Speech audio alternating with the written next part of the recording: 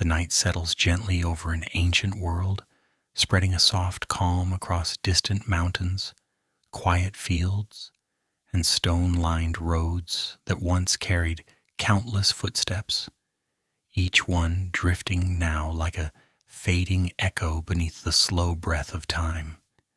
And within this wide stillness, the life of a young Macedonian rises softly, not through noise or force, but through the quiet certainty of a steady journey. Alexander's story in this softened telling begins in a landscape shaped by calm routines and measured ambitions, where early mornings carried the smell of earth, stables, and fresh air, and where the palace at Pella stood not as a towering monument, but as a place of daily practice, simple meals, and the gentle pace of learning that shaped a young mind. Born in 356 BCE, his childhood unfolded among hills, washed with sunlight, open riding grounds, and tutors who moved between scrolls, open courtyards, and shaded walkways. His father, Philip II, guided Macedonia through gradual transformation, strengthening the kingdom with careful planning, calm diplomacy, and steady training rather than sudden upheaval. Alexander grew up watching the rhythm of this ordered world, observing how soldiers trained with predictable steps, how leaders listened before acting, and how decisions shaped not only kingship, but the quiet life of the people around him. His mother, Olympias, carried her own influence within the palace, giving Alexander a sense of confidence that extended beyond formal lessons. Yet in this soft version of his story, her presence is not dramatic or fiery, but steady, shaping his awareness of responsibility and the expectations placed gently on his shoulders. When Aristotle arrived to teach him, the lessons flowed like long summer afternoons, readings in shaded gardens, conversations about nature in faraway lands, and patient reflection on how different cultures lived and governed. These teachings did not ignite restlessness in him, but rather a calm curiosity about the world beyond Macedonia's borders.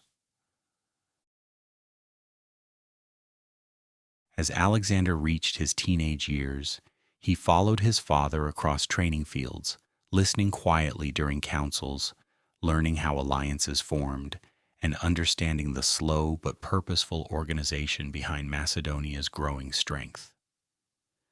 At 16, when Philip traveled on campaign, Alexander briefly took on responsibilities at home, guiding local matters with quiet steadiness, addressing small tensions, and maintaining peace with the calm authority he had observed for years. By 18, he joined his father in battle at Chaeronea, moving not with a burst of violence but with practiced coordination, aligning with the cavalry and supporting the infantry in a smooth, deliberate motion that helped secure the field. It was not the chaos of battle that defined him in this softened telling, but the quiet confidence he carried, the understanding of timing, and the way he steadied the men around him.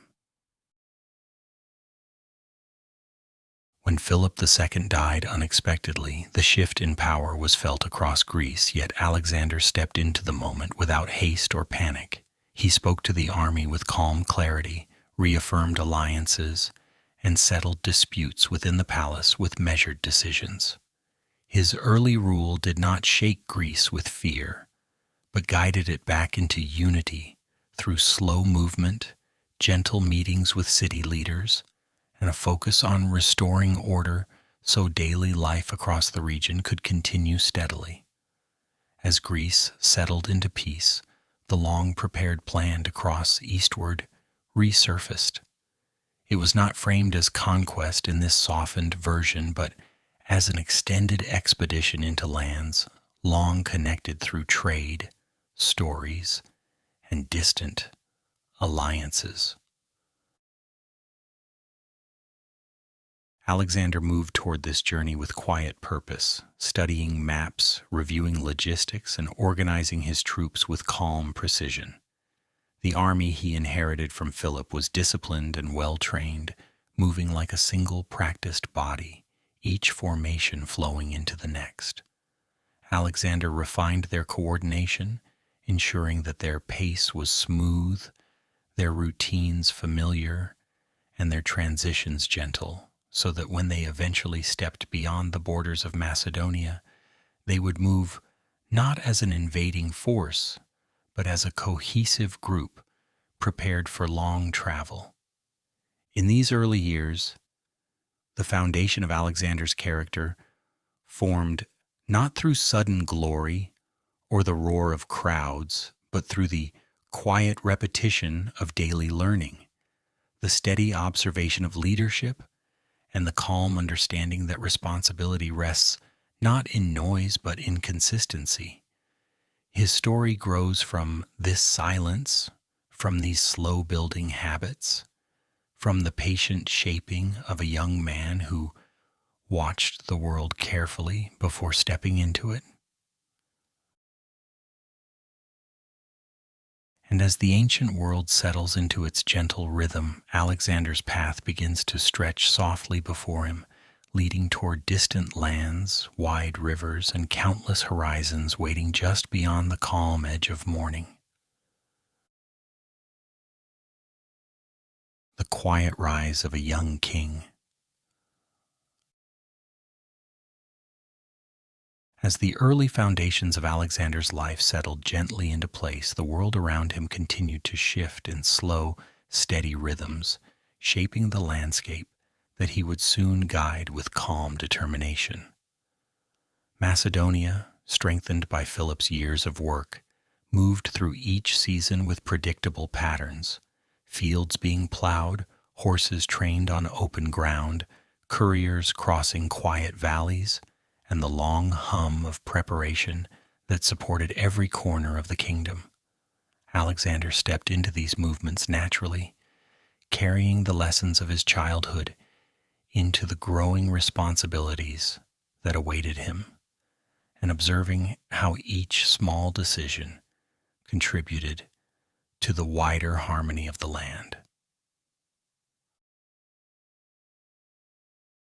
The palace at Pella, once merely the backdrop of his youth, became a place where he listened more carefully, watching ministers discuss trade, officers review maps, and envoys bring news from distant regions. He did not rush into these settings. Instead, he entered quietly, learning the rhythm of each meeting, understanding the way experienced voices exchanged thoughts, and gradually forming his own sense of leadership, rooted in steadiness rather than force. These early interactions shaped the calm confidence that would later define him, giving him a clear sense of the responsibilities he would one day hold. As Macedonia continued to settle into the unity Philip had created, Alexander accompanied his father on journeys across the land, traveling through rolling hills and shaded villages where the sound of daily work filled the atmosphere. The soldiers he observed trained with predictable formations, lifting their spears in repeated motions that created a quiet rhythm of discipline.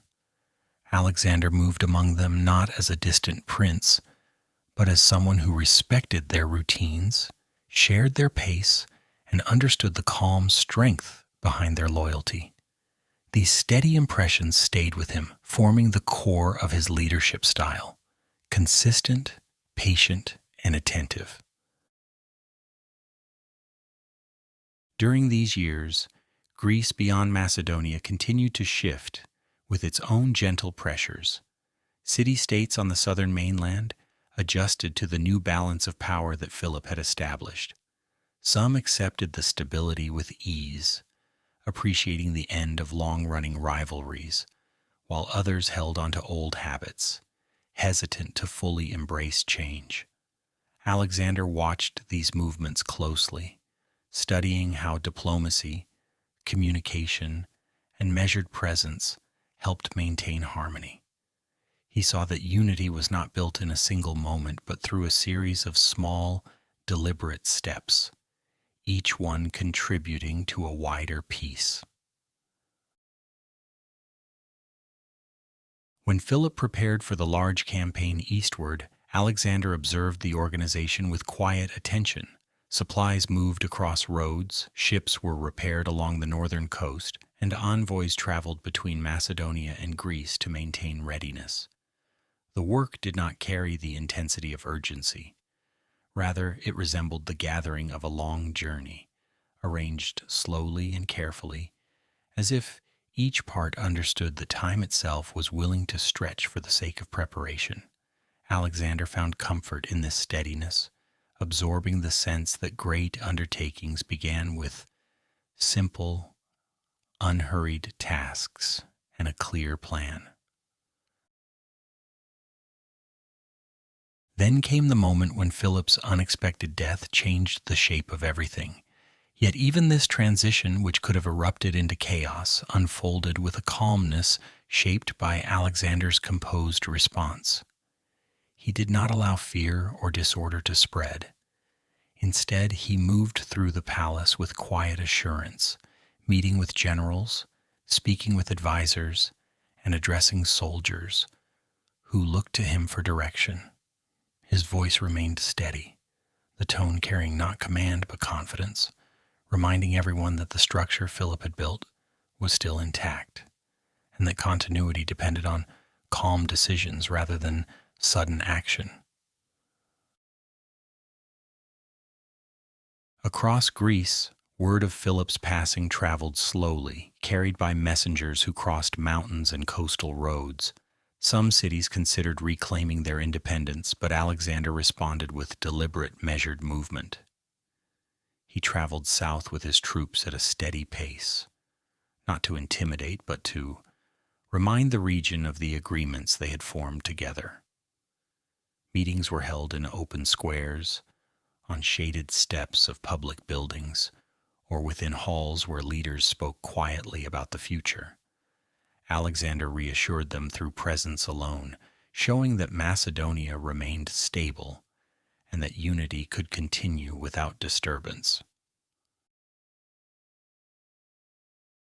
As calm returned to the Greek mainland, the preparations for the eastern journey resurfaced. Alexander approached this plan with a softened sense of purpose. Rather than viewing it as a path of conquest, he saw it as a long expedition into lands shaped by centuries of trade, culture, and shifting borders. He reviewed maps with gentle focus, studying rivers, mountain ranges, and regions dotted with familiar and unfamiliar names. Advisors brought information about climates, languages, and customs, each detail adding depth to his understanding of the world ahead. In Macedonia, the army continued its routines, marching across flat fields, adjusting formations, and practicing maneuvers in a steady flow. Alexander joined these sessions regularly, riding alongside commanders, walking among infantry lines, and reviewing the condition of equipment and supplies. He valued the smooth synchrony of the phalanx, the controlled movement of cavalry, and the quiet discipline that marked the Macedonian forces. His leadership strengthened their confidence, creating a sense of shared purpose that did not rely on loud declarations but on the calm reassurance that he understood their needs and respected their efforts. Before setting out, Alexander spent time reviewing the organization of his homeland. He ensured that regions were administered with care, that roads remained functional, that supplies were well distributed, and that local leaders understood their roles in maintaining stability. This process unfolded like a slow inspection through familiar landscapes, where he offered gentle guidance, listened to concerns, and arranged support where needed. By the time he prepared to leave, Macedonia moved with predictable balance, able to continue smoothly during his absence. When spring arrived and the sea grew calmer, the time came for the army to cross toward Asia. The air carried a soft warmth, and the gentle shift of light across the water marked the beginning of the long journey. Alexander gathered with his men at the shoreline, the sound of waves blending with the quiet murmurs of preparation. The ships were sturdy and well maintained, each one waiting patiently for the signal to embark.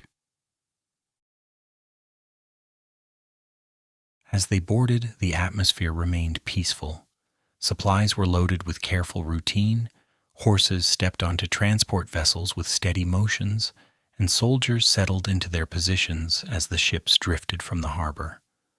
The crossing was smooth, the water reflecting the sky in broad, calm stretches, and Alexander stood at the bow, observing the world ahead, not with restlessness but with a quiet sense of purpose shaped by years of preparation. When the ships reached Asia, the shore welcomed them with gentle wind and warm sand. The men disembarked in an orderly flow, carrying gear across the beach while officers reviewed the surroundings. Alexander stepped onto the unfamiliar land with the same calm precision that guided his rule, feeling the beginning of his long journey unfold beneath his feet like a new chapter written without haste. This was not the start of a conquest defined by noise or intensity. It was the continuation of a steady path shaped by patience, observation, and a quiet determination that had grown within him since childhood. The world ahead stretched peacefully into the horizon, carrying landscapes, cultures, and stories that would soon become part of the gentle tapestry of his expanding journey. The quiet crossing into Asia Minor. When the army finished settling onto the calm shores of Asia, the landscape around them stretched in soft colors, a mixture of rolling hills and distant plains touched by gentle morning haze. The land felt familiar in its simplicity, yet carried a sense of quiet difference, as if it had waited patiently for new footsteps to move across its open fields. Alexander stood among his men, observing the rhythm of their arrival with the same composed stillness that had guided him from Macedonia. There was no rush, only a smooth unfolding of tasks, each one completed with careful hands and steady coordination. The first days on Asian soil passed in a quiet routine. Soldiers organized their encampment, set up lines of tents, and arranged supplies in neat clusters. Officers reviewed maps with Alexander in the afternoons, discussing terrain, distances, and the gentle patterns of the land that lay ahead. The nights were peaceful, filled with the soft hum of conversation, the steady crackle of small fires, and the distant sounds of animals moving through the surrounding fields. The atmosphere gave Alexander space to observe, listen, and reflect on the long journey that was beginning, not with noise or urgency, but with the calm confidence of steady preparation.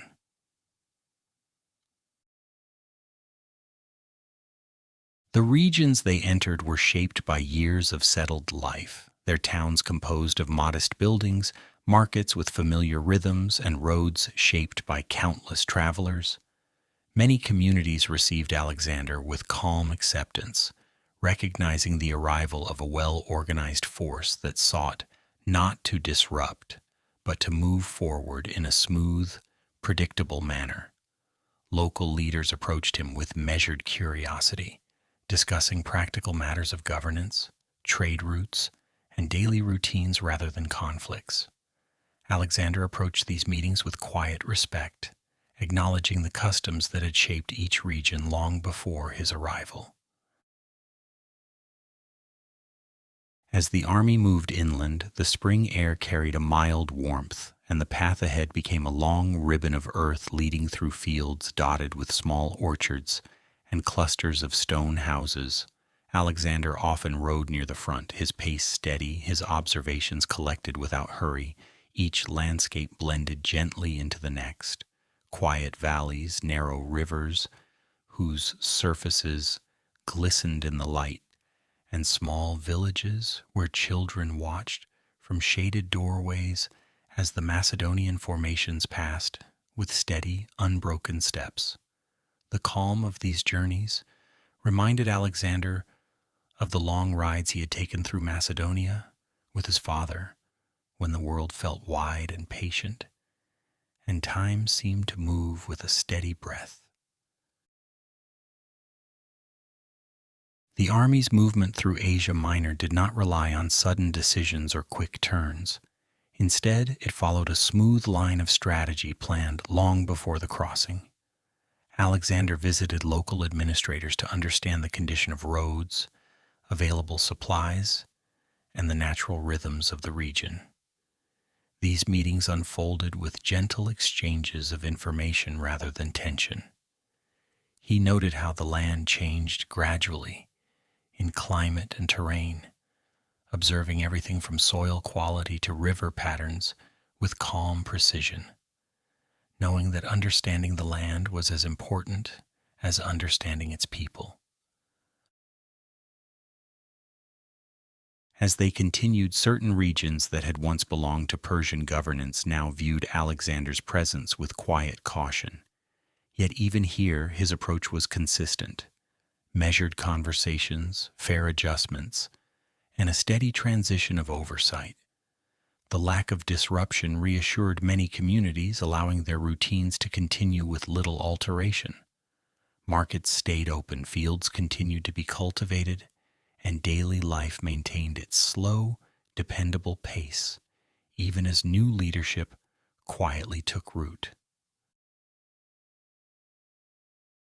When the army approached areas where small defensive groups were positioned, Alexander guided his forces with carefully planned movements, ensuring that any engagement remained controlled and brief. His goal was not to ignite sudden conflict, but to stabilize the path ahead. The Macedonian formations, trained through years of coordinated practice, moved like a single body, each soldier understanding his place, each step contributing to the unbroken flow of the advancing line. Even in moments of tension, Alexander kept his tone calm, his commands clear, creating an atmosphere where his men acted with assurance rather than fear. News of the Macedonian advance spread slowly across the region, carried by travelers, merchants, and local messengers. Rather than alarming communities, the reports often brought a sense of curiosity. Many had heard of Alexander's youth, discipline, and steady leadership. When they saw him in person, riding quietly among his troops, listening attentively during discussions, offering practical solutions without imposing unnecessary demands, their apprehension softened into acceptance. It was not the arrival of chaos they witnessed, but the gentle integration of new authority into familiar landscapes. As weeks turned into months, Alexander's understanding of Asia Minor deepened. He became familiar with its coastline, where the sea spread out in wide, calm blue stretches, with its inner plains, where open fields breathed with warm air, and with its mountain passes, where cool winds carried the scent of pine and stone. Each encounter with local culture, whether through shared meals, spoken stories, or observations of daily tasks, became part of the quiet map he carried in his mind. His interest in the land extended beyond strategy. He appreciated its textures, rhythms, and the subtle shifts that marked each region. The Macedonian army adapted as well, settling into a comfortable routine as they traveled. They marched at predictable hours, rested at midday under shaded groves or beside streams, and prepared their camps every evening with practiced efficiency. The calm pace helped maintain their strength, reinforcing their confidence in Alexander's guidance. Officers rotated responsibilities smoothly, reviewing conditions daily, and ensuring that the army remained steady in both spirit and organization. This sense of continuity gave the men a feeling of stability, grounding them even as they ventured farther from home. During this time, Alexander spent long evenings reviewing maps and discussing the path toward the larger cities of the region. His conversations with generals such as Parmenion unfolded gently, focused not on ambition but on thoughtful planning. Which roads were best maintained, which local communities could offer supplies, and how the army could move without disrupting the natural order of the lands they passed through. These sessions shaped the steady rhythm of the campaign, ensuring that progress remained smooth and coordinated. The further they moved, the more Alexander saw how interconnected the lands had become through years of shared trade routes and cultural exchange. Markets held goods from distant places, and travelers spoke of regions far beyond the horizon. This awareness shaped his approach. Instead of viewing each city as isolated, he saw them as parts of a broader tapestry, connected through quiet lines of movement and communication. This understanding influenced his decisions, reinforcing his preference for gentle integration rather than abrupt imposition of new structures. When the army approached the region near the river where the Persian satraps had stationed defensive units, Alexander prepared with the same calm clarity that had marked each step of the journey. The land around the river was wide and open, resting beneath soft sunlight. The flow of water was steady, carrying the reflections of clouds gently across its surface. Alexander reviewed the terrain not as a challenge to overcome, but as a natural space to understand. He advised his commanders to position the phalanx carefully, ensuring the soldiers felt secure in their formations, and arranged the cavalry in a way that allowed them to move smoothly along the riverbank without disturbance. Even when the moment came to engage with the defenses, the atmosphere remained controlled. The Macedonian troops crossed with steady focus, guided by clear signals and quiet discipline. The encounter did not erupt into chaos. Instead, it unfolded like a practiced exercise, each movement deliberate and predictable. When the opposition withdrew, the region settled again into its quiet routines, and Alexander ensured that the transition of oversight proceeded with respect and understanding. Following this moment, the army continued its path deeper into Asia Minor, the landscape opening before them in gradual waves of hills and plains. The air shifted subtly as they moved, carrying scents of new vegetation and the distant echoes of unfamiliar regions. Alexander felt the slow expansion of his path, recognizing that each step carried him farther from the familiar courtyards of Pella and deeper into the extended horizon he had envisioned since his youth. Through it all, the journey remained gentle. There were no loud declarations, no rushing movements, only a steady progression shaped by careful planning and quiet determination. Alexander's leadership kept the army balanced, his presence offering reassurance that each part of the expedition was guided with a calm hand.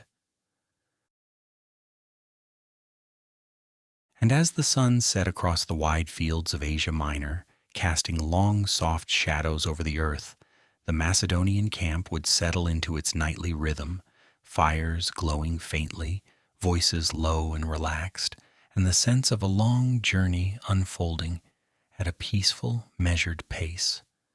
Alexander would sit with his officers, reviewing the day with the same steady clarity as always, preparing quietly for the steps that awaited them beyond the next horizon. A calm descent toward the Persian roads.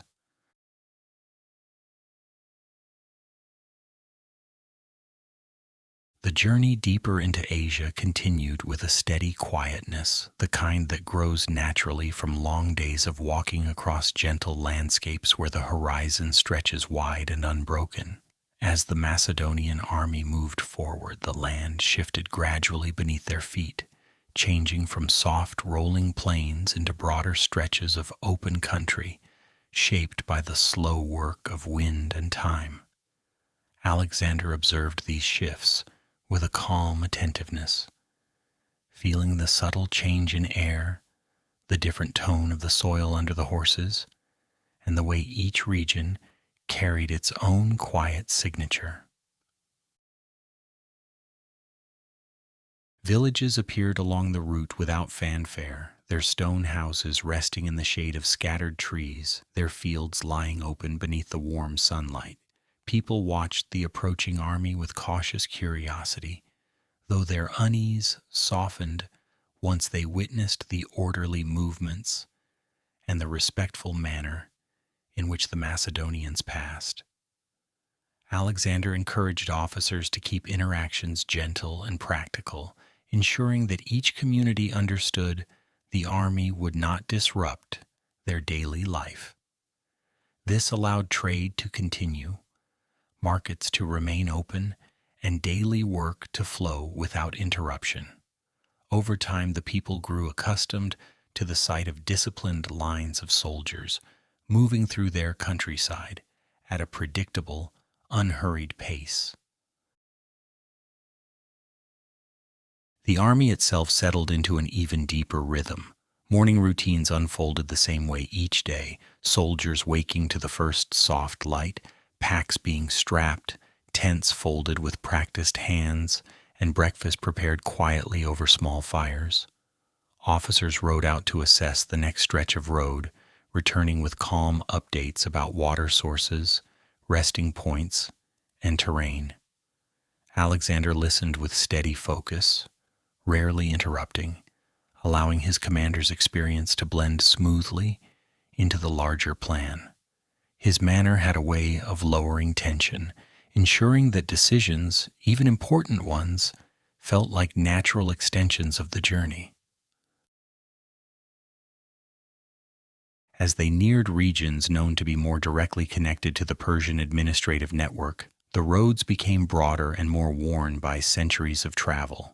These routes carried goods from inland towns to coastal markets, and Alexander often noticed caravans moving in the distance, their silhouettes drifting slowly across the land like quiet processions.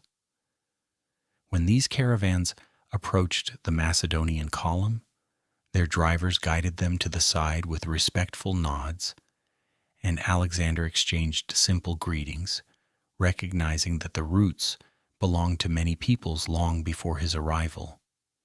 These gentle encounters contributed to the peaceful atmosphere that surrounded the expedition, making the forward movement feel like part of a larger flow of life rather than an abrupt intrusion. In the evenings, the camps settled into predictable harmony. Fires glowed with soft warmth, cooking pots simmered with steady bubbles, and the low murmur of conversation spread through the tents. Some men played simple games with stones or seeds, while others cleaned their equipment with slow motions, letting their thoughts drift into the quiet. Alexander sometimes walked through the camp, pausing to observe the patterns of rest and recovery that sustained his soldiers. He did not speak often during these walks. He simply absorbed the atmosphere, understanding that the calm of the men was as important as any tactical advantage. During these evenings, he also spent time reviewing reports with his closest officers, studying terrain sketches and updates from scouts. The discussions were measured and deliberate, focusing on the next days rather than distant goals. They talked about streams to cross, open areas suitable for rest, and which towns might offer supplies without discomfort.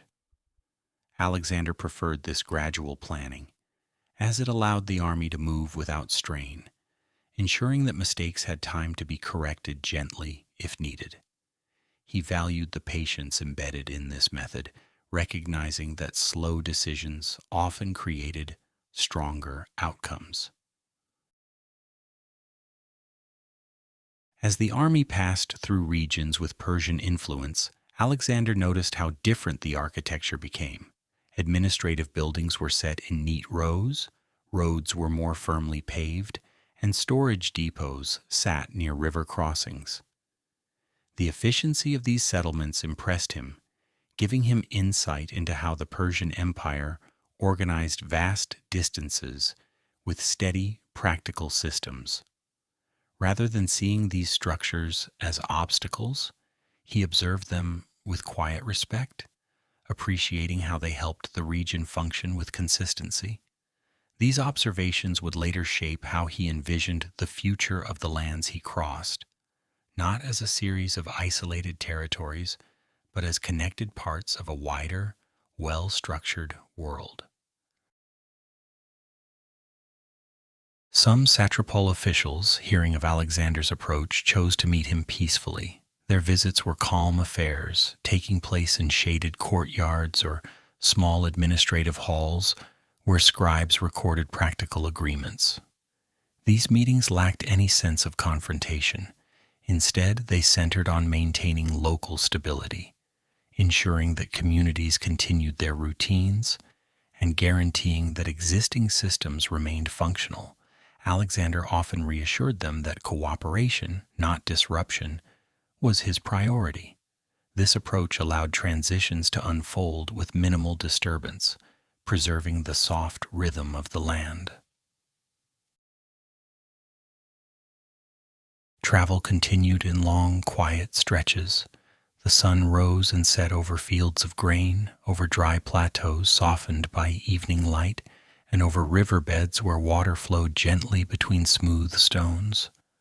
Alexander found comfort in the simple repetition of days. He enjoyed the slow pace of traveling through terrain that changed gradually, offering new impressions without overwhelming the senses. The gentle roll of hills to the east, the distant glimpses of mountain silhouettes, and the soft movement of wind across open fields all contributed to the calm experience of the journey. Scouts sent ahead returned with reports that the route toward the interior remained clear and that the communities nearby were willing to allow safe passage. Alexander appreciated these small certainties.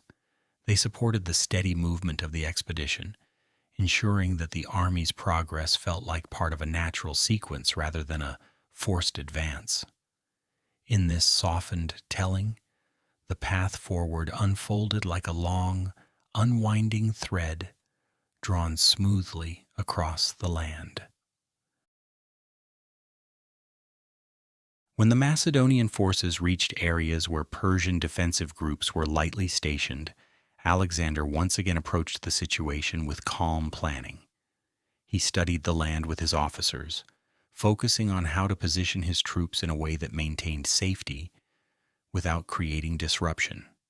The resulting encounters were brief and controlled, marked by slow, deliberate maneuvers rather than energetic conflict.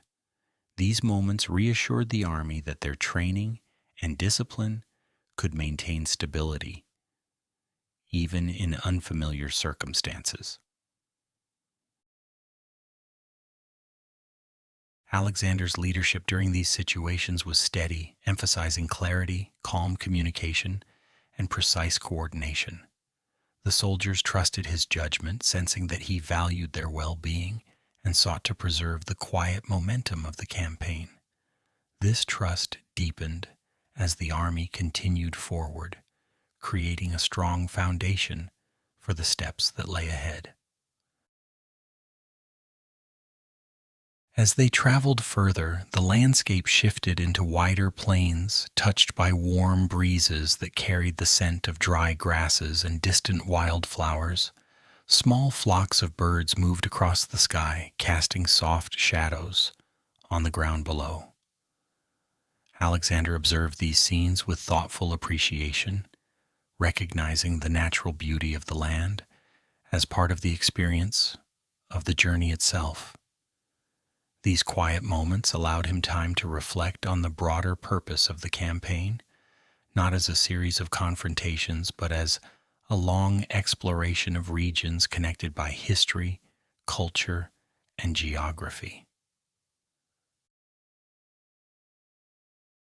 Gradually, the routes began to align toward the broader Persian roads that stretched deep into the empire. These roads were known for their durability and the steady flow of couriers and merchants who had depended on them for generations. Approaching them felt like stepping into a larger system, one that carried its own calm rhythm of travel and exchange. Alexander understood the significance of this step. It represented the gentle merging of his path with the established pathways of an older world. As the Macedonian army reached these roads, Alexander paused briefly with his officers to take in the quiet significance of the moment. The sun hung low in the sky, casting long shadows across the stones that made up the ancient route. Caravans in the distance moved slowly, their silhouettes softened by dust and evening light. The air was warm and still, carrying the faint murmur of travelers' voices. This was the beginning of a deeper phase of the journey. Ahead lay regions shaped by centuries of calm organization, steady trade, and administrative order. Alexander felt the quiet power of these lands, not in force or spectacle, but in the enduring structures that held them together. And with this understanding, he guided his men forward, their steps aligning with the gentle rhythm of the Persian roads, their journey continuing in unbroken calm toward the heart of the world they had only just begun to enter. Along the wide roads of the empire,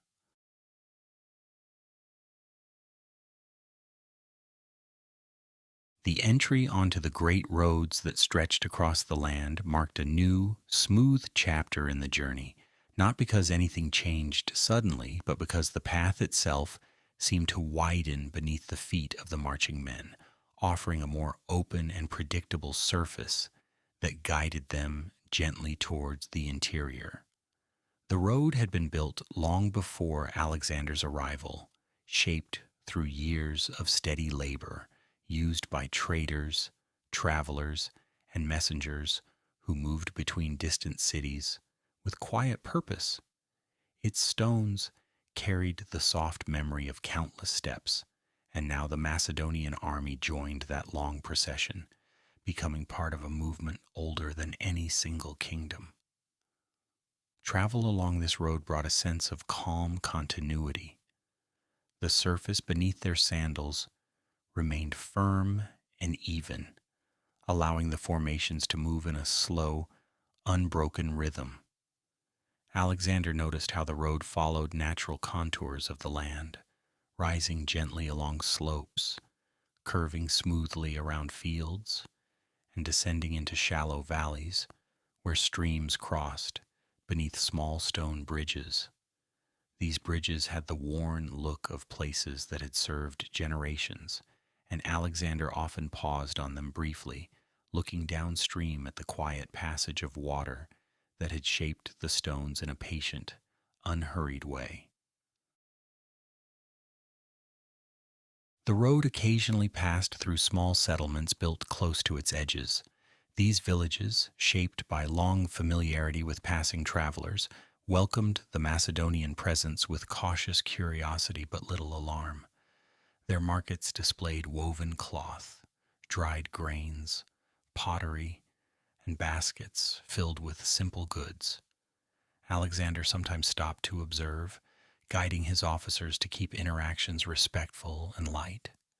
The villagers responded with wary nods that soon softened into simple, everyday exchanges, allowing life to continue without disruption. The march was unhurried. Soldiers moved in lines that breathed together, their steps creating a soft, collective sound, steady and regular. The sun rose and set across the wide landscapes, shifting light across distant hills and long stretches of grass that bent gently in the wind. Occasionally, the men passed groups of merchants leading animals loaded with goods. These encounters were quiet, marked only by soft greetings and the respectful stepping aside of both groups to allow each other space on the road. Alexander continued to study everything with patient attention. He noted how the road connected agricultural communities, administrative outposts, and market centers, creating a network that maintained the region's stability. The route revealed how carefully the land had been organized, how distance had been bridged by structure and routine. This encouraged Alexander's vision of a world held together not by force, but by roads, ideas, and steady exchanges that sustained people calmly across provinces. During midday rests, the army often paused in the shade of clusters of trees or beside streams where the sound of water softened the weight of the sun. Soldiers removed their armor, letting their bodies cool as they ate simple meals of bread, fruit, and dried meats. These breaks carried a quiet intimacy, a shared understanding that rest was as important as motion. Alexander, seated among his companions, listened to light conversations and gentle laughter that rose from the groups scattered across the ground. These small moments restored strength more effectively than any speech or command. As they continued onward, Alexander met local officials who remained loyal to the Persian administration but greeted him calmly. These meetings took place in shaded courtyards or simple rooms lined with wooden beams. The discussions focused on practical matters: storage of grain, seasonal harvests, water access, and trade routes that linked the villages. Alexander's approach was steady and unthreatening. He reassured each official that local life would continue without abrupt change and that the people under their guidance would be respected. This softened many concerns that might have arisen from the presence of a large, traveling army. Further along the route, the geography shifted again. The plains widened, stretching into open spaces where the wind moved freely across the land, carrying the scent of distant crops and the dry warmth of the approaching summer. The road led them through gentle rises that offered views of faraway settlements and rolling terrain that faded into the horizon.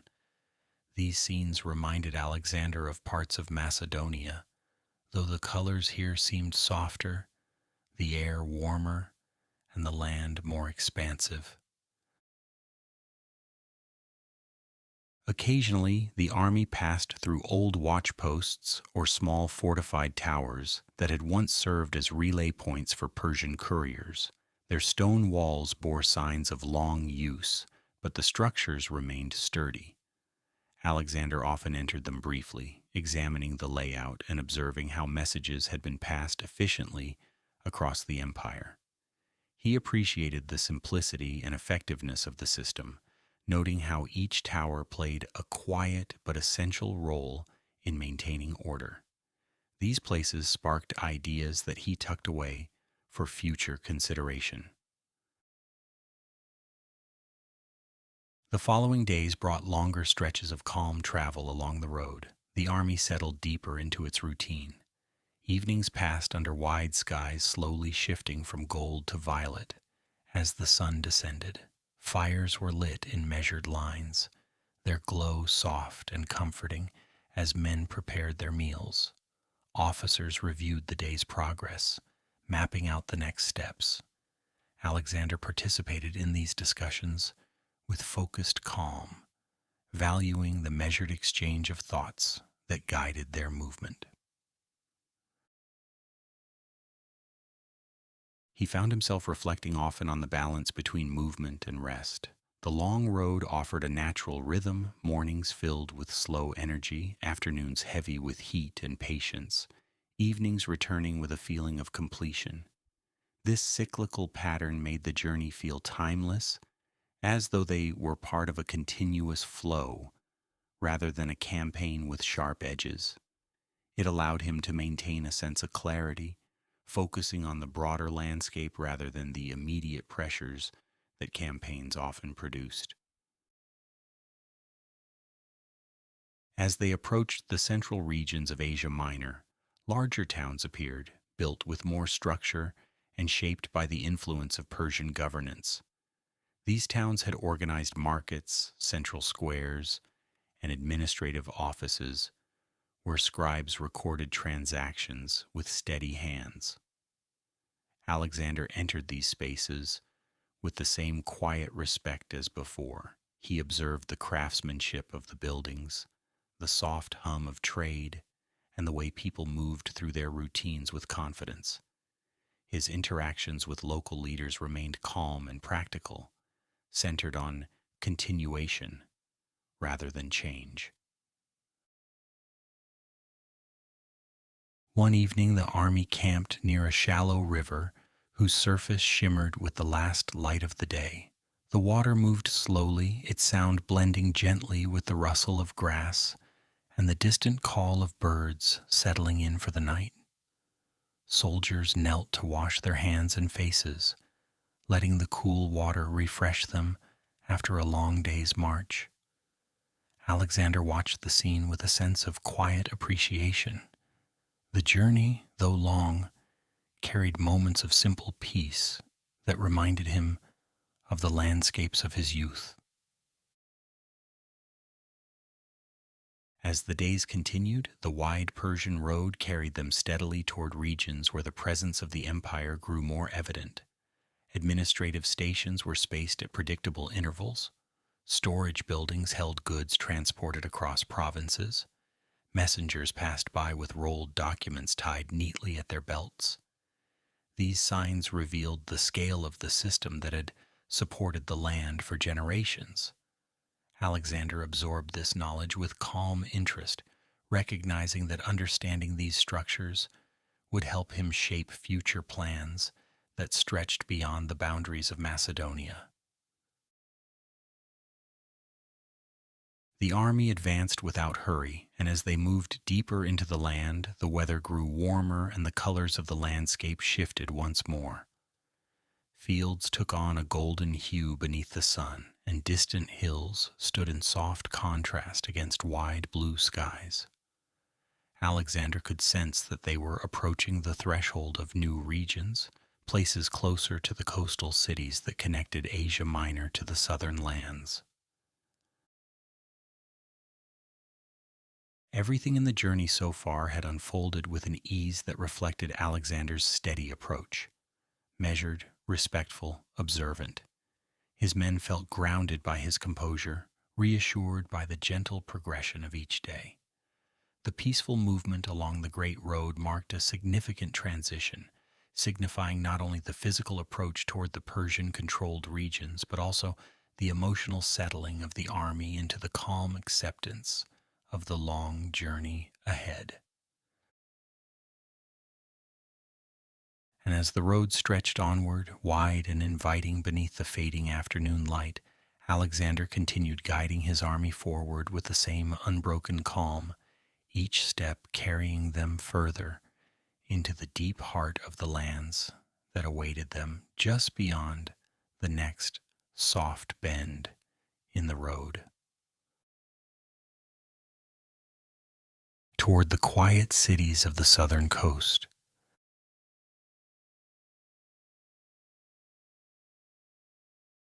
The long road continued to unwind beneath the steady march of the Macedonian army, guiding them gently toward the southern expanses of Asia Minor, where the land widened, the air warmed, and faint traces of coastal wind drifted inland.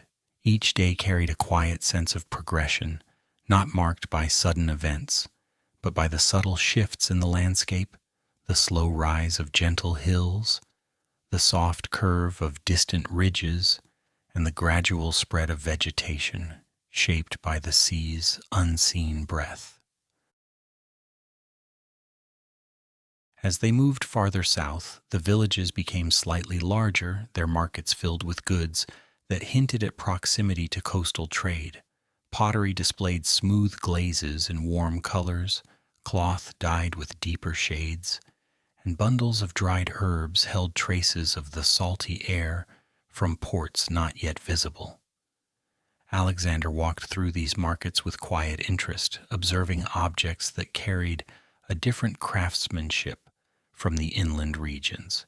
He spoke softly with artisans who worked beside doorways or under shaded awnings, learning how local trade shaped their routines and how the flow of goods connected distant settlements.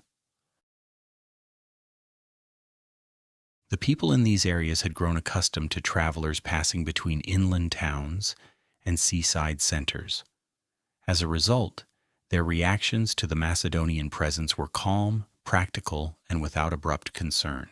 Simple gestures, hands raised in greeting, shopkeepers straightening their stalls, children watching curiously from behind baskets, formed the gentle atmosphere that accompanied the army's passage.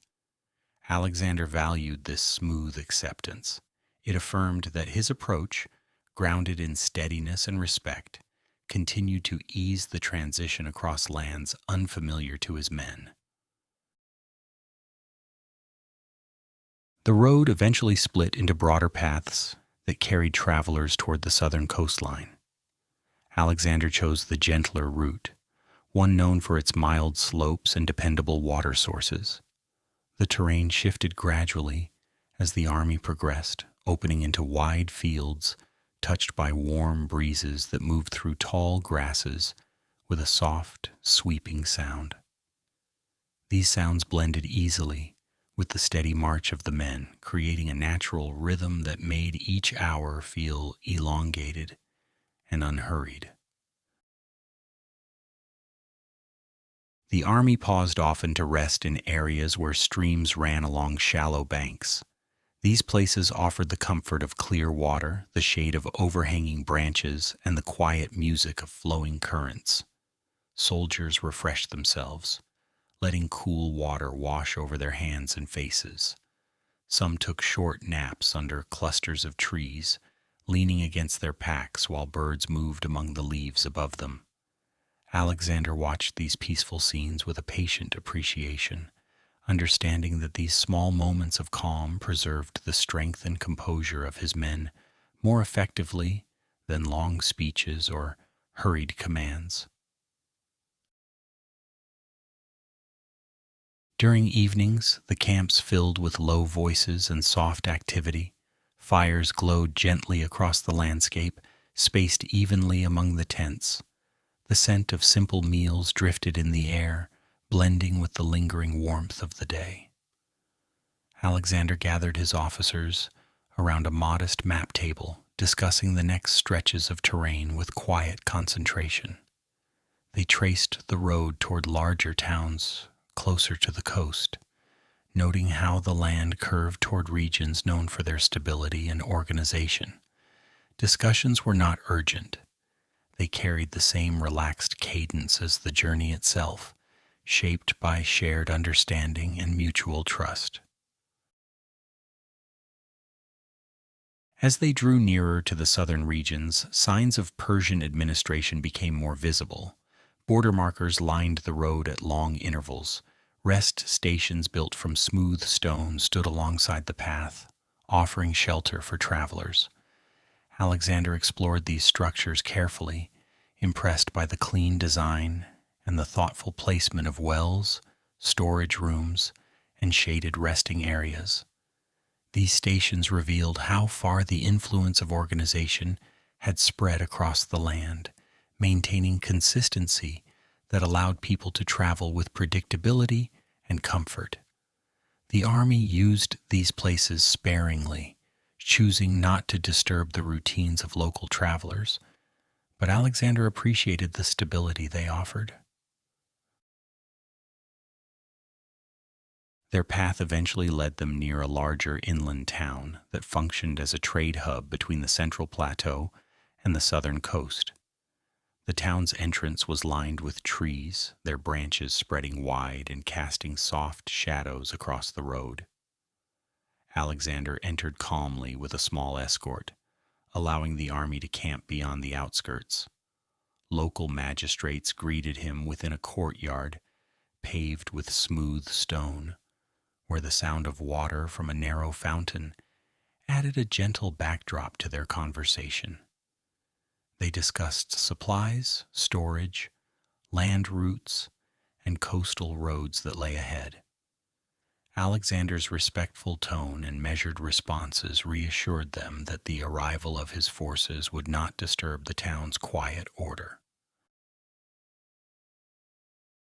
As he toured the streets with a few officers, he observed the town's slow-moving merchants, its craftsmen shaping tools and ornaments in the shade, and its residents moving between market stalls with baskets and cloth bags.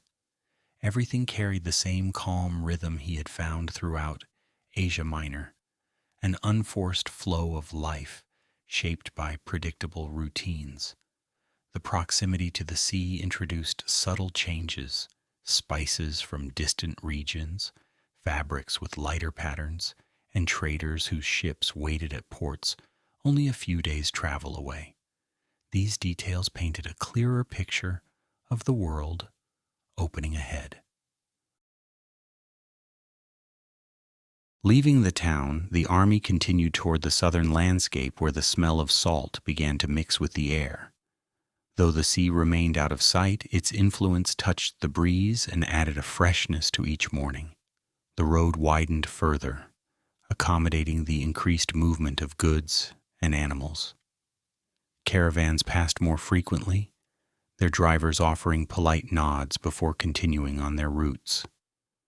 Alexander enjoyed speaking briefly with some of them, learning how the road linked inland markets to coastal harbors, where goods traveled across waters to distant lands.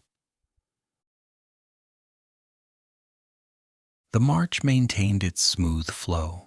Alexander encouraged slower pacing in warmer weather, allowing the men to preserve their energy.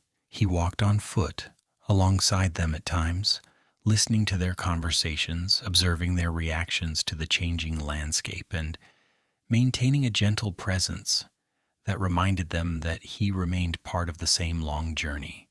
His officers mirrored his calm demeanor, ensuring that discipline remained firm yet restful. The land soon began to slope downward in long, gradual waves leading toward the coastal regions. Vegetation thickened in some areas, forming patches of greenery that signaled water sources nearby. The army often camped near these locations, enjoying the shade and the possibility of bathing in shallow pools or streams. Alexander valued these opportunities for rest. He often sat near the water in the evenings, watching the soft shimmer of reflected light while officers approached with updates on scouting routes and newly gathered information from travelers. As the journey progressed, the population density increased slightly. Villages appeared more frequently, and the road became smoother due to better maintenance near administrative centers. Town criers and market officials signaled the presence of organized trade. Alexander continued to foster peaceful interactions, ensuring that all exchanges remained gentle and free from pressure. This approach gradually built a sense of trust across the settlements they passed.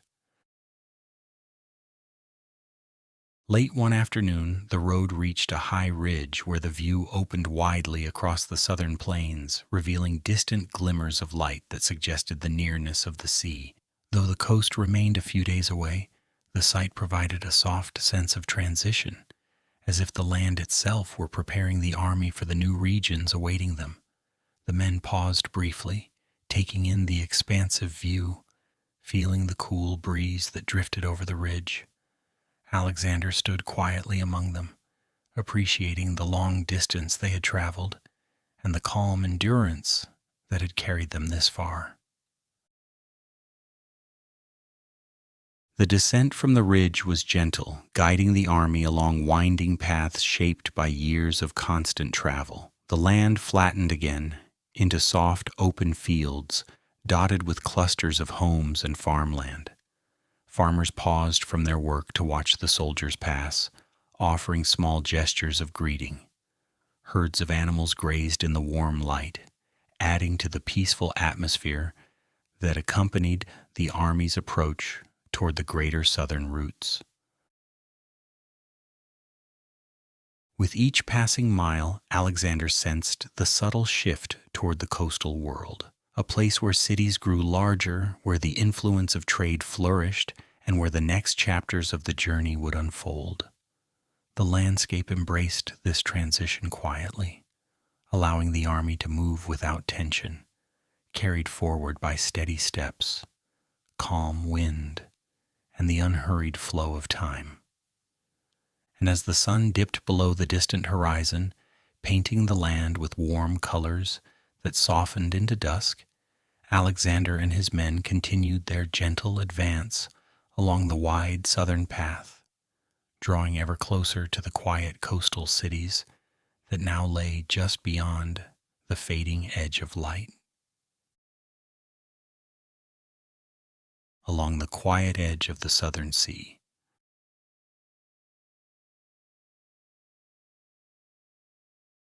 The early mornings near the southern lowlands arrived with a different kind of softness, shaped by the nearness of the sea that still remained just beyond sight. The air carried a gentle coolness that lifted slowly as the sun climbed, bringing with it a faint scent of salt that drifted inland from faraway waves. Alexander's army welcomed the change, sensing that they were approaching a new part of the world where the rhythm of life moved with tides instead of mountain winds or inland breezes. The road they followed wound calmly across wide stretches of land dotted with orchards, vineyards, and small clusters of houses shaped from pale stone. Farmers moved through their fields with unhurried precision, guiding animals or tending crops that thrived in the milder coastal climate. When the army passed, the farmers paused briefly, offering nods of acknowledgement before returning to their work, their gestures marked by the same quiet acceptance Alexander had observed in earlier settlements. The men walked with steady pace, their steps softened by the well-maintained roads that led toward larger towns. Occasional groups of traders appeared, some with carts, others with animals loaded with goods. These travelers moved with a practiced ease, accustomed to journeys that connected inland regions to the sea. Alexander found these interactions peaceful, observing how each person carried a small representation of their home through the objects they transported. Dried figs, olive oil, cloth dyed in muted tones, baskets woven with intricate patterns, all hinted at the daily lives of communities that had built their routines around stability and quiet commerce. As the army advanced, the terrain gradually opened, revealing long stretches of fields that extended toward the faint line of the horizon. The sky seemed wider here, brushed with soft colors during dawn and dusk, carrying a stillness that accompanied the march with gentle reassurance. Alexander walked alongside his officers, discussing the coming days with an easy tone. He encouraged the troops to maintain a relaxed pace, aware that the nearness of the coast introduced new environments that deserved patient observation rather than hurried movement. When they reached a slightly elevated rise one afternoon, the view widened dramatically. In the distance, subtle flashes of light shimmered, reflections cast by the sea. The men slowed instinctively, drawn to the quiet sight. Though the coastline remained far away, its presence soothed them, offering a reminder of how vast the journey had been and how each step continued to bring new landscapes into their experience. Alexander remained still for a long moment, letting the peaceful transition settle into the minds of everyone present. The descent from the rise led them closer to a cluster of villages arranged along a series of gently flowing streams. These waterways created fertile pockets where gardens flourished behind stone walls and where shaded groves offered cool resting places. The villagers welcomed the army with calm politeness. Market squares set beneath wooden awnings displayed local produce and small crafted goods. Children played near the streams, their laughter carried lightly by the breeze without disrupting the quiet atmosphere of the settlement. Alexander walked through the market area with a small escort, speaking softly with elders who described the local roads, the fishing practices of nearby coastal towns, and the mild weather that shaped their seasons. The army camped just beyond the village, settling beneath rows of trees that swayed gently with wind from the south. The men sat in relaxed groups, mending gear, preparing food, or resting on rolled blankets. Fires glowed softly as evening settled, their warm light reflected on the trunks of nearby trees. Alexander gathered his officers to discuss scouting routes toward the coast, choosing paths that offered smooth travel and access to reliable water sources. Their discussions flowed calmly, marked by the sense that each decision formed part of a larger movement, guided not by urgency, but by steady progression.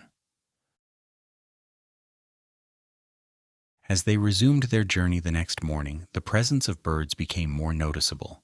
Species accustomed to coastal climates moved across the sky in broad patterns, their calls echoing above the fields. The soldiers listened quietly, finding comfort in the predictable rhythm of nature. The road soon passed near low hills, where clusters of shrubs grew densely, shaped by the steady winds from the sea. Alexander took time to observe how each plant bent slightly in the same direction, showing how even vegetation adapted to the environment over time. The first true sign of the coastline appeared as a gentle rise that revealed a wider stretch of land ahead. The earth flattened into broad plains, dotted with settlements built along long, winding routes that funneled trade between inland regions and coastal towns. The closer they approached, the more visible the influence of maritime life became. Fishermen guided carts filled with woven nets toward nearby markets. Merchants carried crates packed with dried fish or sea herbs used for cooking. Craftsmen sold carved wooden boxes shaped from driftwood that had washed ashore during storms. These objects offered Alexander new glimpses into local craftsmanship shaped by the sea's steady presence. The army moved slowly through this region, ensuring that their arrival did not disrupt daily routines. Alexander continued to emphasize respectful interaction with villagers, encouraging his officers to maintain the quiet approach that had carried them peacefully through Asia Minor. His presence remained calm, guiding the men through each settlement without force, allowing them to blend into the quiet rhythm of the land rather than overtaking it. As they camped near a chain of gentle sand dunes that marked the first true boundary of the coastal world, the sound of distant waves became faintly audible. It was not loud, just a soft, steady pulse that drifted across the dunes and into the camp like a natural lullaby. The men listened in silence, letting the rhythmic sound ease them into rest. Alexander found the quiet oceanic whisper soothing, sensing that this new phase of the journey would unfold with the same softness that had accompanied them thus far. The next morning, crossing the dunes revealed a wide view of the coastline stretching in both directions. The sea glimmered beneath the sun, its surface shifting with smooth, rolling motion. The air carried a cool freshness that brushed gently across the soldiers' faces. Some stood still for several moments, absorbing the peaceful view. The presence of the sea marked a transition, not in conflict or urgency, but in simple perspective. Alexander looked across the water with even breath, appreciating the vastness without haste. Nearby coastal towns came into clearer view as they followed the shoreline. Harbors lined with wooden piers extended into the water where fishing vessels bobbed calmly. Workers moved across the docks, loading baskets, sorting nets, or guiding goods toward market stalls. The atmosphere remained calm, shaped by the predictable routine of maritime life. Alexander and a small escort visited one of these towns, walking along stone pathways that lined the waterfront. The local officials greeted him politely, discussing the surrounding region, the routes connecting to larger coastal cities, and the schedules of trade ships that traveled between ports. Alexander's interactions remained steady and composed. He wandered among the fishermen who were repairing wooden floats, observed craftsmen smoothing planks for boat hulls, and watched as crates of goods were lifted gently onto waiting carts. The subtle soundtrack of the town, soft footsteps, the quiet splash of oars, the rustle of ropes, formed a peaceful backdrop to the slow conversations he shared with locals. As evening approached, the army camped near a sheltered inlet where the water reached far inland in a narrow, mirror-smooth channel. The men sat along the banks, watching the soft ripples move beneath the fading light. Alexander joined them, taking in the calm reflections of the sky on the water. A few birds landed near the shoreline, dipping their beaks into the shallows before lifting into the air again. The entire scene carried a tranquility that settled the minds of the soldiers after long days of marching. The following days continued along the coast in the same unhurried manner. The terrain shifted gently between sandy stretches and flat grasslands. The presence of the sea remained constant yet never overwhelming. The men adapted to the new environment with ease, maintaining the same steady formation that had guided them through mountains and plains. Alexander continued walking among them at times, ensuring that the journey remained smooth and that the army absorbed the calm atmosphere of the coast. As they approached a larger coastal city, one known for its balanced layout and organized markets, the quiet sense of transition grew stronger. The roads widened, houses stood closer together, and the soft energy of a bustling yet peaceful port settled across the landscape. Fishermen returned with late catches. Merchants arranged goods beneath awnings. Children ran along the piers, their footsteps light against the wood. Alexander paused before entering the city, letting the scene settle around him. The quiet sea, the distant calls of birds, the slow movement of the people, all blended into a single, gentle rhythm. And with that same steady rhythm, he and his men continued forward, ready to follow the coastline toward the next peaceful chapter of their long and quiet journey. Through the calm roads of the western coastlands.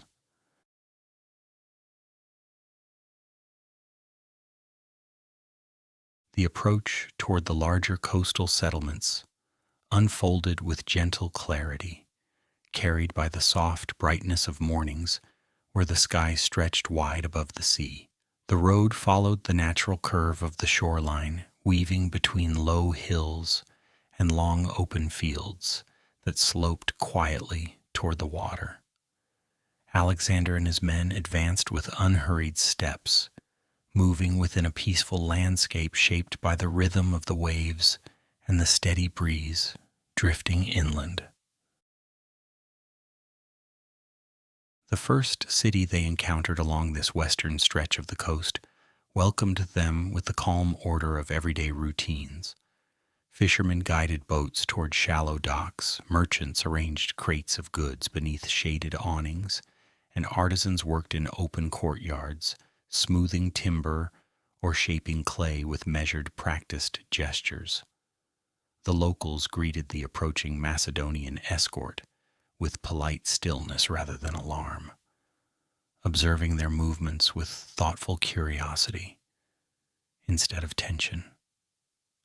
Alexander moved through the streets at a slow pace, letting the surroundings settle naturally around him, while he listened to short descriptions of the region offered by local officials. The air carried the gentle scent of the sea mixed with faint aromas from food stalls, preparing simple coastal dishes. Children played along narrow lanes, skipping over puddles left by morning waves that had pushed onto the shore. Their footsteps created soft echoes against the stone paths, blending easily into the larger atmosphere of calm activity. Alexander observed these small details without disrupting them, appreciating how the city sustained its rhythm through practical routines and quiet cooperation. The army did not enter the city in full. Alexander allowed them to rest in orderly camps beside a series of gentle dunes just north of the walls. The location offered protection from wind and easy access to fresh water that flowed from a small estuary nearby. The men settled comfortably into the soft sand, building steady fires and preparing simple meals, while the glow from the city's lanterns shimmered faintly in the distance. The sound of waves became a natural companion to their rest, creating a soft pulse that guided them toward sleep. The next morning, Alexander continued his journey along the open road that traced the length of the coastline. Gentle ridges rose and fell alongside them, creating a pleasing variation in the landscape. Sometimes the road dipped close enough for the sea spray to drift lightly over the men's clothing. Other times it pulled inland toward groves of trees that provided broad, restful shade. The changing scenery offered a sense of steady renewal, even though each day carried the same calm progress. Occasional caravans met them along the way, their drivers sitting atop carts filled with baskets of fruit, pottery, bundles of dried herbs, or stacks of woven cloth intended for distribution in larger markets. These travelers spoke in low, even tones as they paused to let the army pass. Their conversations centered on weather patterns, seasonal fishing cycles, or distant ports. Alexander always responded with courtesy, exchanging brief information about road conditions and nearby water sources. These small interactions added to the feeling that each region flowed naturally into the next, connected by shared experiences rather than boundaries. As the day lengthened, the coastline widened into a broad expanse where the sea extended far beyond any settlement. The shoreline shifted subtly, forming gentle coves shaped by centuries of quiet waves. Alexander guided the march along these curves, allowing the men to enjoy the open horizon and the slow movement of boats that appeared as small dark shapes far offshore.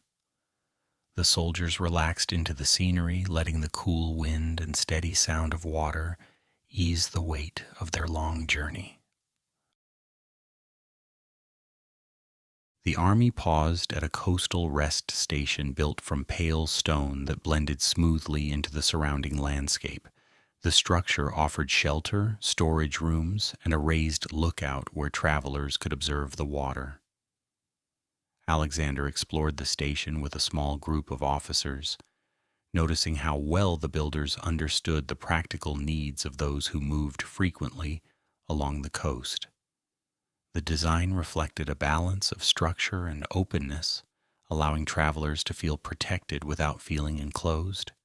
The men rested there until the evening light turned the sea a warm shade of gold. When they resumed their journey, the sound of distant seabirds accompanied them.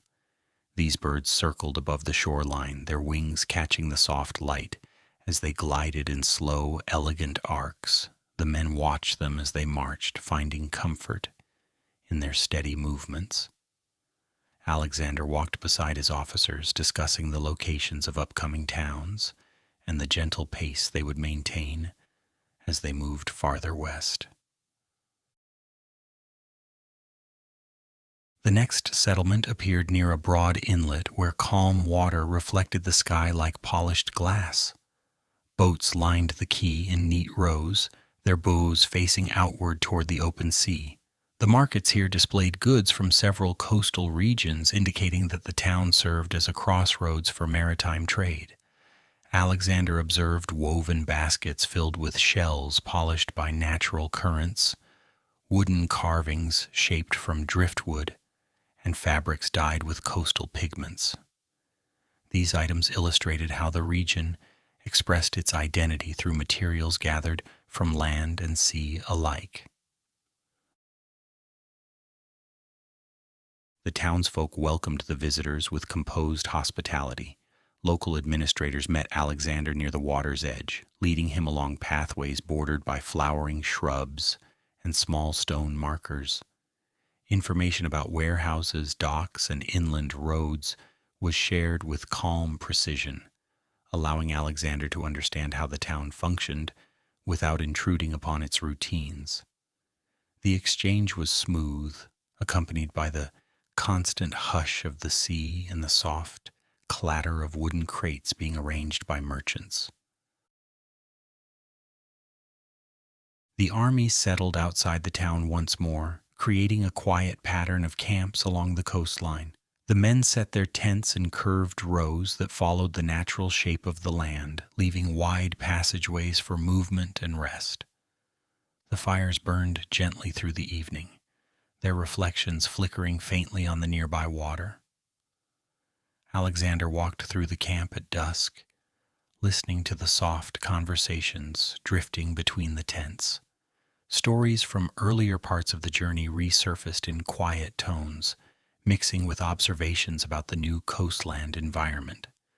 These gentle exchanges helped the army maintain unity, giving soldiers a sense of continuity, even as the landscape changed around them. Beyond the inlet, the army traveled through regions where low cliffs met the sea. The road followed the top of these cliffs, offering expansive views of water stretching into the distance. The wind carried a cool sharpness here, brushing past the men with steady persistence. Alexander paused at several lookout points, letting the men take in the sight before continuing along the winding cliffside path. These elevated stretches added variety to the journey without introducing hardship, rising gently and descending gradually toward the next quiet plains. As they continued westward, fields cultivated with care appeared on both sides of the road. Farmers harvested grains that grew well in the coastal climate, stacking bundles neatly along the edges of their land. Many of them paused when the army passed, leaning calmly on wooden tools as they observed the long line of men and animals moving with peaceful discipline. Alexander returned their gestures with small nods, recognizing the value of these communities that shaped the rhythm of the land.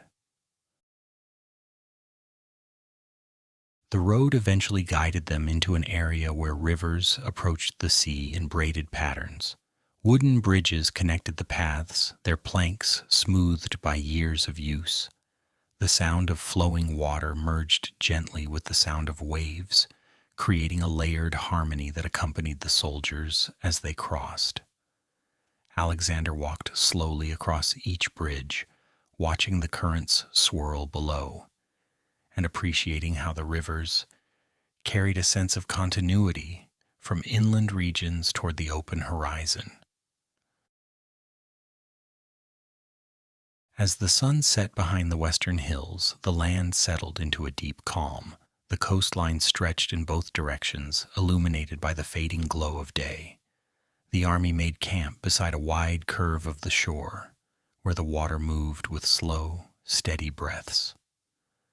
The men arranged their tents in organized rows, lit small fires, and prepared evening meals with practiced ease. Alexander stood near the waterline, watching the gentle ripples that rolled over the sand at his feet. The night deepened with quiet grace. The sea whispered its soft rhythm, the fires dimmed, and the men drifted into rest under the broad sky. And with this gentle ending to another calm day along the coast, the journey continued its patient unfolding, guiding Alexander and his army along the quiet western edge of the land toward the chapters still waiting ahead.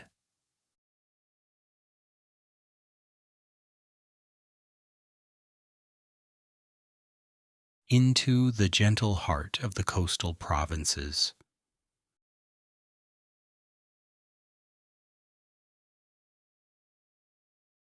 The next stretch of the coastline opened gradually into a wide and welcoming landscape, shaped by years of soft winds and steady tides that had carved gentle curves into the shore. The mornings here began with a silver glow that spilled across the waves, turning the water into a long sheet of shifting light. Alexander and his men moved through this quiet brightness without hurry, letting the rhythm of the sea set the pace of the day. The road they followed passed between open fields, planted with hardy crops that thrived in the mild coastal climate. Farmers tended their land with deliberate care, working with broad straw hats and tools polished by long usage. When the army appeared along the horizon, the farmers did not stop entirely. Instead, they paused with calm curiosity, watching the slow procession before returning to their tasks. Their gestures held neither fear nor excitement, only a steady acceptance that came from living along a road used by travelers and merchants for generations. Small clusters of houses rose in regular intervals, built from pale stones that matched the color of the cliffs. Each settlement carried its own natural rhythm, children carrying baskets, elders seated beneath shaded porches, artisans shaping clay or weaving nets. Alexander observed these scenes with the soft attention of someone who understood the value of stability in unfamiliar lands. He made sure his men moved with the same quiet respect that had guided them since entering these coastal territories. The march led them to a larger inland by the sea town built near the mouth of a slow river. Wooden piers extended into the water and boats of every size drifted lazily on the gentle current. Merchants arranged their stalls along the riverside path, displaying goods that showed the blend of inland and maritime life, bundles of fish preserved in salt, baskets of fruit from nearby orchards, cloth dyed in light coastal tones, and pottery marked with wave-like patterns. Alexander walked through the marketplace with a small escort, listening to traders describe how the river connected their town to both distant ports and inland villages. Their voices carried a peaceful steadiness, reflecting the environment in which they lived. The army rested near this town, for a full afternoon. The men gathered beneath groves of trees where soft leaves rustled overhead. Some took the opportunity to wash garments in the river's shallow edges. Others shared simple meals while sitting along the grassy banks. A few watched the slow drift of fishing boats, following the calm movement of oars that dipped into the water with easy strokes. Alexander walked among them, acknowledging their efforts with gentle nods and appreciating how each pause strengthened their spirits for the long road ahead.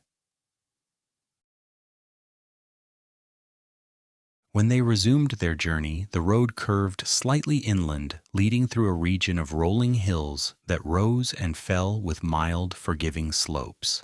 The air here carried the scent of pine and distant salt, blending land and sea in a single breath. The soldiers adjusted their pace naturally as the terrain changed, maintaining the same disciplined formation while allowing their steps to fall in softer rhythm. Alexander moved on horseback at times, but often walked with his men, letting the shared movement reinforce a sense of togetherness. Travelers passed occasionally along this stretch, some carrying baskets suspended from yokes, others guiding small groups of pack animals. They greeted the army with quiet nods, stepping aside to make room on the road. A few travelers offered information about wells, shaded clearings, and gentle paths that cut through the hills. Alexander appreciated these small contributions, for they reflected the natural cooperation that characterized the coastal provinces. As the army descended the hills, the land opened again into a broad plain filled with clusters of farms connected by narrow irrigation channels. The channels glimmered in the afternoon light, guiding water through the soil in calm, steady lines. Workers moved along the paths beside them, tending to crops or directing water flow with simple wooden tools. Their movements were slow and rhythmic, creating a quiet harmony that blended easily with the soft breeze. Alexander paused briefly to observe how the entire plain seemed to operate as a single, living pattern. At the southern edge of this plain stood a town known for its long tradition of craftsmanship. Artisans worked beneath extended awnings, producing fine pottery, carved wooden vessels, and woven mats designed to withstand coastal humidity. Alexander walked through the artisans' quarter with the interest of someone who wished to understand the world through its quiet details. He noticed how each piece carried slight imperfections that revealed the human touch. Curves shaped by steady hands, patterns guided by memory rather than strict precision. These objects conveyed stories of patience and skill, rather than ambition or grandeur. The town's central square contained a stone fountain where water flowed gently into a wide basin. People gathered around its edges, filling jars, chatting softly, or resting on low stone steps. Alexander paused near the fountain to speak with local officials who shared information about the surrounding lands. They described stable weather patterns, seasonal harvesting, and the mildness of coastal winds that rarely grew harsh. The conversation carried a peaceful cadence, flowing naturally without urgency. Alexander and his officers camped outside the town that evening. The land sloped gently toward another stretch of coastline, allowing the men to rest while facing the open horizon. Fires were lit in small circles, their glow reflecting off cooking pots and polished armor. The soldiers ate quietly, sharing short stories or simple observations about the day's scenery. Alexander remained nearby, choosing a place where he could see both the camp and the shimmering outline of the sea. The environment offered a tranquil backdrop for rest, letting the men drift peacefully into sleep. The following morning, the march continued along a trail that followed the contours of low cliffs overlooking the water. The sea below moved with calm regularity, each wave rolling forward with a soft hush. The soldiers found comfort in the gentle sound, letting it accompany their footsteps. The path eventually dipped toward a small bay where fishermen were preparing their boats for the day. Nets hung from wooden frames, drying under the early sunlight. Wooden crates stood neatly beside the shore, ready to be loaded with the day's catch. Alexander watched as the fishermen pushed their boats onto the water with practiced ease, their motions steady and unhurried. Leaving the bay, the army followed a wide, sandy track that led toward a region known for its quiet, spacious terrain. Tall grasses moved in slow waves beneath the breeze, creating shifting patterns of light. Birds flew overhead in loose formations, occasionally circling before gliding toward inland watering holes. The soldiers marched through this landscape without strain, their steps softened by the sandy earth. Alexander appreciated how the environment offered a sense of openness that eased the mind and body. Farther along, the coastline gave way to a sheltered cove bordered by curved cliffs. The water here was unusually still, almost mirror smooth. Alexander allowed the men to rest at this spot, recognizing the peacefulness it offered. Some soldiers sat along the shoreline, letting the cool water wash over their hands. Others lay on the gentle slope of the beach, listening to the soft lapping of waves. The atmosphere created a natural pause in the journey, allowing the army to absorb the calmness of the sea before continuing.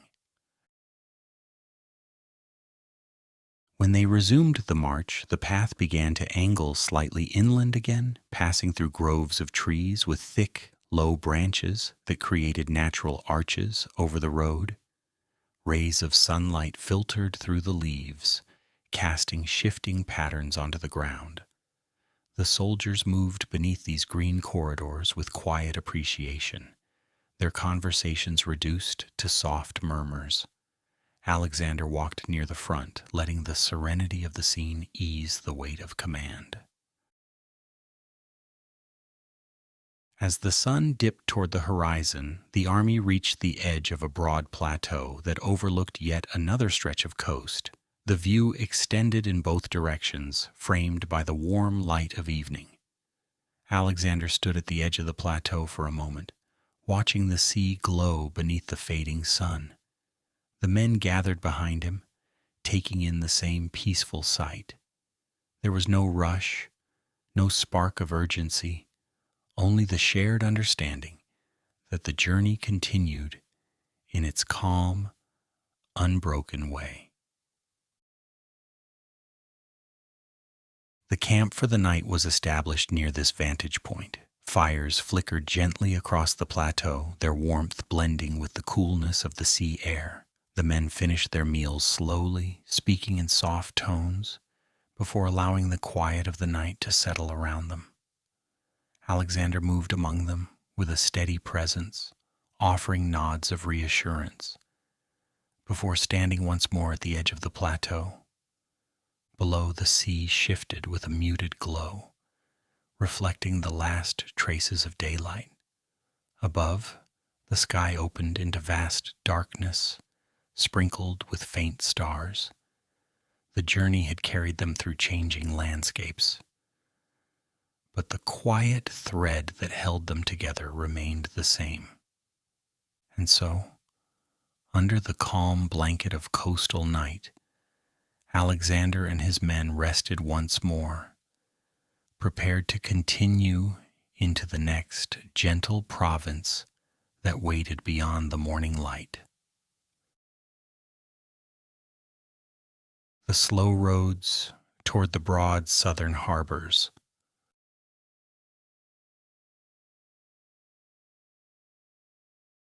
The morning light settled gently over the plateau, spreading a soft glow across the land before Alexander and his men resumed their march.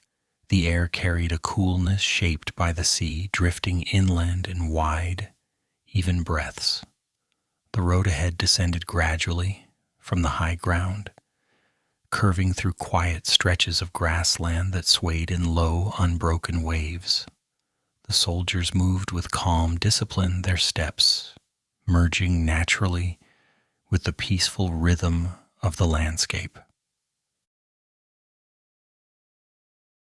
As they advanced, the coastline reappeared slowly through gaps in the terrain. The sea stretched outward in muted shades of blue and silver, shifting with the quiet pull of distant currents. Birds glided along the shoreline, occasionally dipping toward the water before rising again with unhurried ease. Alexander watched these movements with appreciation, finding comfort in the steadiness of nature that accompanied their journey day after day. The landscape began to widen as the army approached a region known for its connection to larger harbors. The settlements here appeared gradually, each one slightly larger than the last. Houses were built from smooth stone arranged in broad patterns, indicating craftsmanship shaped by generations of coastal living. Fishermen repaired nets near their doorways, merchants arranged crates beside shaded stalls, and children carried baskets filled with herbs or small parcels for their families. The presence of the army blended into this quiet activity without disruption, as the people had grown accustomed to travelers and trade moving steadily along the coast. Alexander led a small group through one of the larger villages, observing how the morning market opened with a balanced pace. Stallholders displayed fresh fish laid across smooth wooden boards, pottery marked with repeating wave designs, and bundles of grain collected from nearby fields. The atmosphere held no urgency, only the soft cadence of daily life shaped by predictable tides and mild weather. Alexander spoke briefly with the village leaders, who welcomed him with steady composure while describing the roads leading toward the harbors farther south. The march continued along a route that crossed gentle streams reflecting patches of sky. The men paused occasionally to refill water containers, wash their hands, or simply observe the slow swirl of water around smooth stones. These moments offered quiet grounding, allowing them to rest without breaking the flow of the journey. Alexander often walked ahead during these pauses, letting the soft sounds of water settle into his thoughts before signaling the march to resume. The next portion of the road threaded between low hills, covered in short grass and wildflowers. Soft breezes carried the light scent of blooming plants, adding a gentle freshness to the air. The soldiers moved in relaxed columns, their footsteps muffled by the natural softness of the terrain. Birds sang intermittently from the hilltops, offering brief melodies that drifted across the open land. Alexander found these small sounds comforting, a reminder that each new region carried its own subtle character. By midday, the road descended toward a broad estuary, where a large river merged with the sea. The water formed calm, wide pools that reflected the movement of clouds overhead. Small boats floated near wooden docks, built along the riverbanks, their hulls shaped by craftsmen who understood the needs of both inland and coastal travel. Merchants moved steadily along the docks, loading crates, tying ropes, or preparing goods for the next tide. The quiet synchronization of their movements showed a community well adapted to the steady rhythm of trade. Alexander observed the estuary with interest, noting the natural balance of land and water that made the region an ideal waiting place for travelers. He walked along the dock with a small escort, listening to the creak of ropes, the soft splash of oars dipping in the water, and the steady hum of conversation among workers. The local officials greeted him with polite nods, offering calm explanations about the harbor routes, the distribution of goods, and the mild currents that shaped the estuary's environment. The army rested near the river for several hours before continuing toward the open coast. The path leading out of the estuary was smooth and wide, bordered by reeds that rustled softly in the wind. The soldiers walked with even steps, allowing their thoughts to settle while they listened to the gentle sounds that surrounded them. Alexander remained near the front, maintaining the steady pace that had carried them through so many regions. As they progressed, the coastline grew nearer once again. The land sloped toward a wide stretch where the sand met the water in long, uninterrupted lines. The sea moved with a calmness that seemed almost deliberate, its waves rolling forward in shallow arcs. Fishermen could be seen pulling boats onto the sand or preparing lines for the next catch. Their motions reflected a quiet routine built upon years of practice. The army followed the shoreline for several miles, enjoying the expansive view that stretched into the distance. The men breathed more deeply, feeling the cool freshness of the sea settle around them. Alexander allowed them to pause at a small lagoon where the water gathered in a still, sheltered pool. Some soldiers removed their footwear to wade in the shallows, while others sat upon flat stones warmed by the sun. The scene carried a tranquility that eased both fatigue and thought. Farther down the coast, the path angled inland once more, leading toward a town known for its orderly harbors. The approach was marked by neat rows of trees that guided travelers toward the town's entrance.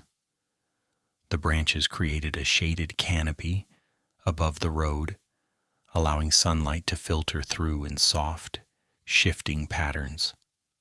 Alexander appreciated this thoughtful arrangement, recognizing the care taken by the town's residents to shape the road into a welcoming corridor. Upon entering the town, Alexander noticed how the buildings were arranged with careful symmetry. Markets formed wide squares, and warehouses stood near the waterfront in long, organized rows. Workers moved calmly between them, carrying crates or rolling barrels across smooth stone surfaces. The harbors extended gracefully into the sea, their wooden beams casting thin shadows across the water. Ships of various sizes rocked gently with the tide, their sails tied neatly to their masts. Alexander walked along the harbor with a small group of officers, observing the balanced activity of the workers. Conversations with the local administration revealed a region shaped by dependable trade, mild weather, and a long tradition of maritime cooperation. The air carried a mixture of salt, wood, and faint fragrances from nearby warehouses storing herbs and dried goods. Each detail contributed to the town's gentle rhythm, which Alexander found quietly admirable. The army settled at a clearing just outside the town, arranging tents in a broad arc that faced the sea. The men prepared meals, shared small stories of earlier days, and rested with their backs against their packs while watching the calm movement of boats on the horizon. Fires flickered softly as dusk approached, their smoke rising into the cooling air. Alexander moved among the men with measured steps, offering calm reassurance through presence rather than words. Night fell quietly along the southern coast. The sea shimmered beneath the moonlight, and the breeze carried a coolness that soothed the tired soldiers. Alexander stood at the edge of the camp, letting the quiet expand around him. The faint glow of lanterns from the harbor created a gentle contrast against the dark water, adding to the stillness of the night. When morning came, the army resumed its march again, unhurried steady, guided by the same soft rhythm that had accompanied them since leaving the northern lands. The road led onward toward even broader harbors, and the journey continued under skies that stretched endlessly above, filled with calm promise. The quiet approach to the southern horizon.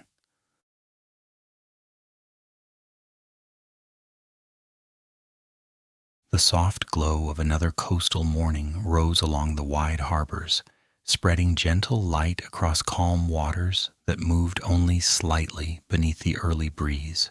The air carried the familiar scent of salt, mixed with the warmth of wooden piers, where boats rested in long, peaceful rows. Under this muted brightness, Alexander and his men prepared to continue their slow march southward, moving once more into regions shaped by open land and the quiet touch of the sea. The road leaving the harbor town curved along a line of low ridges overlooking broad estuaries. These waterways flowed into the sea with steady patience, shaped by years of gentle tides. Fishermen guided their small boats into narrow channels, their oars dipping with unhurried rhythm.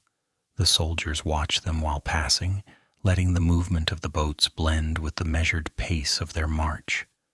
Alexander walked at the front, appreciating Ho. The land gradually opened into long plains, softened by tall grasses that swayed in slow arcs as the breeze passed through them. The soldiers followed paths that wound quietly between these fields, their footsteps muted by the sandy earth. Birds glided above in even flights, sometimes settling on fence posts, before lifting again with soft rustles. Alexander watched these calm patterns, finding comfort in how evenly the world moved around them. Villages appeared at gentle intervals along the route. Each settlement reflected the same tranquil character found throughout the coast. Stone houses arranged in tidy clusters, open courtyards shaded by wooden beams, and markets that eased into the day rather than rushing into it. Merchants laid out baskets, fishermen arranged nets, and farmers guided animals toward nearby fields. The army blended into this routine without disturbance. Alexander moved softly among the people, greeting elders with polite nods and listening to their quiet descriptions of the lands ahead. In one village, a wide square sat beneath a large tree whose branches spread into a natural canopy. Children played in its shade while artisans worked nearby, carving wood or shaping tools. Alexander paused near the tree, appreciating how the sunlight filtered through the leaves to create gentle patterns on the ground. His men rested here briefly, filling water containers at a stone basin fed by a clear underground spring. The trickle of water added a calm note to the square. The march continued southward, and the land shifted once more. Low hills stretched toward the coastline, forming natural terraces overlooking wide stretches of water. The sea shimmered under the afternoon light, its surface broken only by distant fishing boats, moving at a slow drift. Traders crossed paths with the army, guiding carts filled with cloth, pottery, or herbs. They greeted the soldiers quietly before continuing along their routes, contributing to the sense of steady movement that defined the region. The road soon dipped toward a smooth arc of coastline where the sand stretched in pale, gentle curves. Alexander allowed his men to rest here, encouraging them to sit near the water as the breeze cooled their faces. Some soldiers walked along the edge of the tide, letting waves rise around their ankles. Others sat on large, sun-warmed stones, watching the calm flow of the horizon. Alexander remained close by, drawn to the subtle rise and fall of the tide. When they resumed the march, the path turned inland again, entering a region dotted with orchards and quiet groves. Workers moved between the trees with steady movements, their baskets filled with fruit that carried a sweet scent through the afternoon air. Alexander exchanged small greetings with the orchard keepers, learning how the climate supported gentle harvests year after year. By evening, the terrain rose toward a broad ridge that overlooked a valley stretching far into the distance. Small homes stood near winding rivers, and thin columns of smoke drifted upward from cooking fires. Alexander directed the army to camp upon the ridge. From this height, the valley appeared peaceful, under the warm light of dusk.